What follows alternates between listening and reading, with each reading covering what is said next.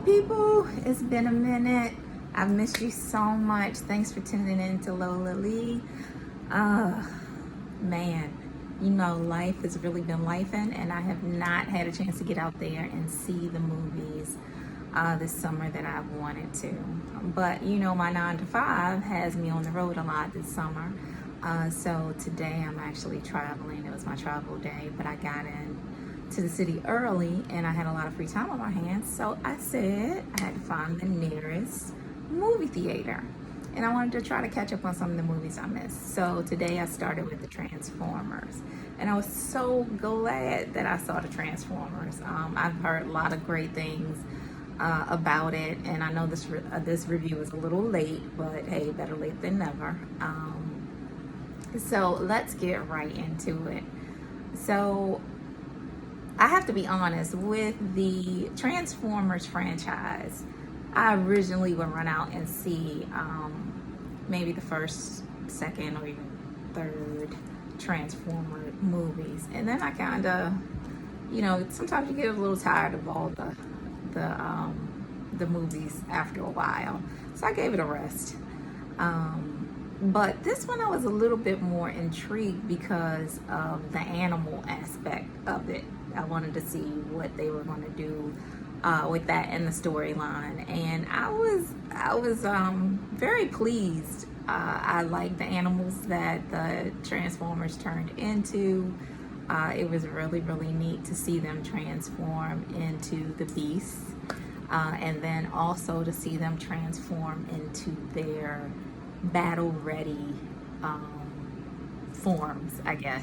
So that was really interesting to see, and visually pleasing, I guess I should say.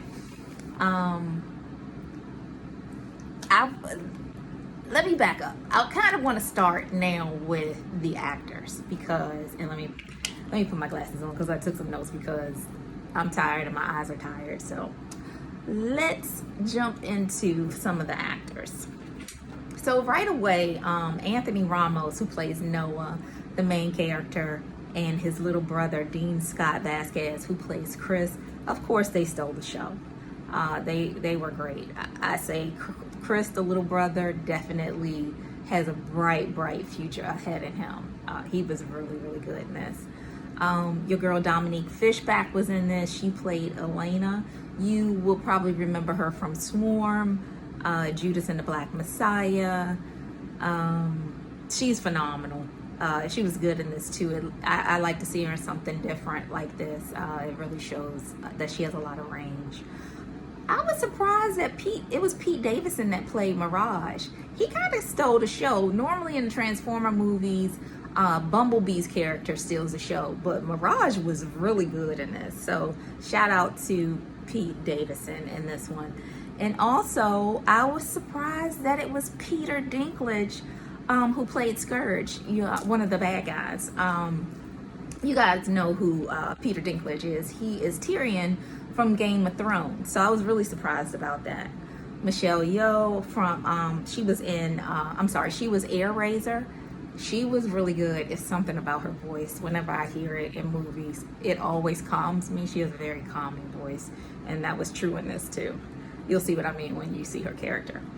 I was surprised that it's Ron Perlman who plays Optimus Prime. I had no idea that was Ron Perlman. You know, I think of him as the black Samuel Jackson, or the white Samuel Jackson, because he has played in so many movies. You know him as what is his name? Hellboy. So yeah, Ron Perlman is Optimus Prime. I had no idea. I guess I'm late on that because you guys probably already know. But I want to say that voice actors are really good at their craft. You have to say something for the fact that they're able to play these roles and they're not actually acting them out. They're just standing in front of a microphone and reciting their lines to these movies. A lot has to be said for that type of skill. I don't know if I would do well in that role. And so back to the movie. So when I started watching this, it took me back to the space of when I was growing up in the 80s, and after school I would get off the school bus, come home, and get ready to eat my snack before I dug into my homework. And while I would eat my snack, I would turn on the afternoon cartoons. And the Transformers was one of the afternoon cartoons. And they always had, you know, one of those messages about teamwork, sticking to it, you know, everything's gonna be all right if you try your hardest. And this movie was no different. It just transported me back to that time. But it also fed into that need for action and adventure, with those great fight scenes and them turning into whatever they're transforming into. You would get excited, or I would, because, you know, I'm kind of a sci-fi nerd too. But yeah, so all of that stuff just really took me back, and this was so good. Bumblebee did have a good scene in this where he did kind of steal the show. I think that was one of my favorite parts of this movie. So I'm going to give this one a 3.5 hearts on this, because I really enjoyed it. I would suggest you guys go see it. It was fun. It was a lot of action, a lot of adventure, and, you know, a pretty good storyline. So I would give it 3.5 stars and recommend that you go see it. So hopefully, keeping my fingers crossed, this week goes as planned and it won't be too labor intensive, and I'll be able to get out and see some more movies and get back with you guys and share another review soon. But in the meantime, please continue to watch, subscribe, and follow. This is Lola Lee. Thanks for tuning in. Don't forget to follow me on Instagram at Lola_watching. It was great to talk to you guys again. Hope you're having a great evening.